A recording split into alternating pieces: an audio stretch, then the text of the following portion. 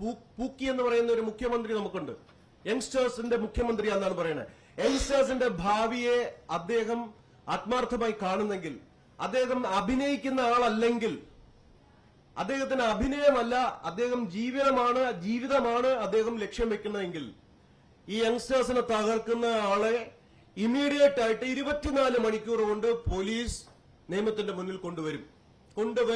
ഇത് ഞാൻ മുഖ്യമന്ത്രിയും കൂടെ വെല്ലുവിളിക്കുകയാണ്. മുഖ്യമന്ത്രി ആത്മാർത്ഥമുള്ള ഒരു മുഖ്യമന്ത്രിയാണെങ്കിൽ, അദ്ദേഹത്തിന്റെ ഈ എറണാകുളം ജില്ലയിലെ മുഖ്യമന്ത്രിയാണെങ്കിൽ, ഈ എറണാകുളം ജില്ല കേന്ദ്രീകരിച്ച് നടത്തുന്ന ഏറ്റവും വലിയ മയക്കുമരുന്ന് മാഫിയയുടെ തലവനായിട്ട് പ്രവർത്തിക്കുന്ന ഒരുത്തനെ ഇവിടെ നിയമത്തിന്റെ മുന്നിൽ 24 മണിക്കൂറിനുള്ളിൽ കൊണ്ടുവരും. ഇതല്ലെങ്കിൽ വി.ഡി. സതീശനോടുള്ള വിശ്വാസം കേരളത്തിൽ തകരും. ഇത് എഴുതി വെച്ചോളൂ. അദ്ദേഹത്തിന് ഞാൻ ഒരുപാട് സപ്പോർട്ട് ചെയ്തിട്ടുണ്ട്, സ്പിരിച്വലിയും പൊളിറ്റിക്കലിയും സോഷ്യലിയും. അത് അദ്ദേഹത്തിനും അറിയാം. ഞാൻ അതുകൊണ്ട് പറയാണ്, എനിക്ക് വ്യക്തിബന്ധങ്ങളില്ല ധർമ്മത്തിന്റെ കാര്യത്തിൽ. അപ്പനാണെങ്കിലും തെറ്റ് കാണിച്ചാൽ തെറ്റാണെന്ന് പറയും.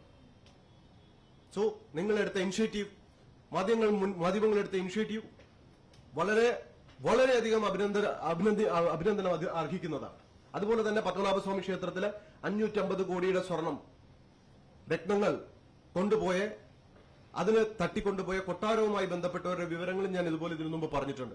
എന്തെങ്കിലും എക്സ്ക്ലൂസീവ് നിങ്ങൾക്ക് ചെയ്യാൻ തയ്യാറാണെങ്കിൽ I am ready to reveal certain things. That's it.